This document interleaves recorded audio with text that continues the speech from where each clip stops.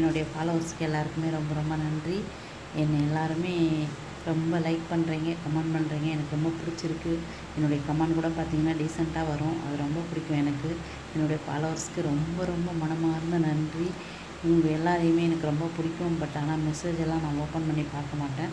அதுக்கு ரிப்ளைவும் பண்ண மாட்டேன். அதனால் தப்பாக எடுத்துக்காதீங்க.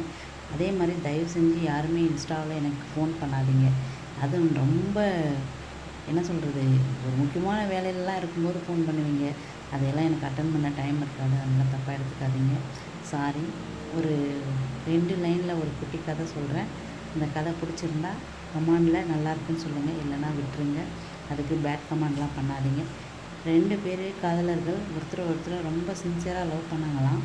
அந்த 2 காதலர்களும் சந்தர்ப்ப சூழ்நிலையால் பிரிஞ்சுட்டாங்களாம். பிரிஞ்ச உடனே அந்த காதலன் இருக்கார், அவர் ஒரு கல்யாணம் பண்ணிக்கினார். அந்த காதலி இருக்காங்களே, அவங்க கடைசி வரையில கல்யாணம் பண்ணலை.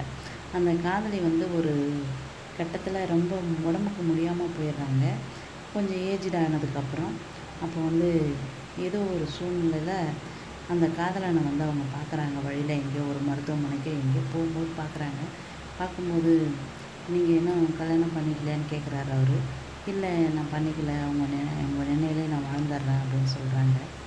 அப்போ உங்களுடைய கடைசி காலத்துலையாவது நான் உங்களுக்கு ஏதாவது பண்ணணும், உங்கள் கூட இருக்கணும்னு அவர் ஆசைப்படுறாரு காதலன். அப்போ அவங்க இல்லை பரவாயில்ல, நீங்கள் உங்கள் ஃபேமிலியோடையே இருங்க அப்படின்னு சொல்கிறாரு. இல்லைங்க, நான் கண்டிப்பாக உங்களை ஏமாற்றிட்டேன், வாழ்க்கை கொடுக்காம ஏமாற்றிட்டேன். அதனால் உங்களுடைய கடைசி காலத்தில் உங்கள் கூட இருக்கணும்னு ஆசைப்பட்றேன்னு போகிறாரு. போன உடனே ஒரு நாள் அவங்க வீட்டுக்கு போகிறாரு. அவங்களுக்கு ரொம்ப உடம்பு முடியாமல் படுத்துருக்காங்க.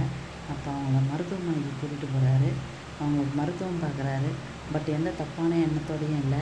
அவர் மனசில் அவங்க இன்னும் வாழறாங்க. அவ்வளோதான். இதில் காதலர்கள் ஜெயித்தாங்களா இல்லை காதல் ஜெயிச்சிச்சா? நீங்கள் கமெண்டில் சொல்லுங்கள்.